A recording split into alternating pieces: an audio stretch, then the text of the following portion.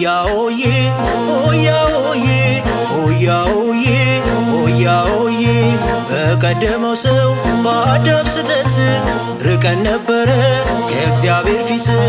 በምሕረት መንገድ በሚሻል ኪዳን የገዛ ክንዱ መድኃኒት ሆነን ከድንግል ማርያም ሥጋ ደም ነስቶ ልክ እንደ ድሃ ደረት ተኝቶ ከኃጢአት በቀር ሰራና ዳግም መለሰን ከጽኑ ስፍራ በጎልጎታ እርቃን ሚቆመው በደብረ ታቦር ሲያበራየነው ያኔ በመስቀል ደም አጥምቆት አሁን በብርሃን ግርማ ከቦት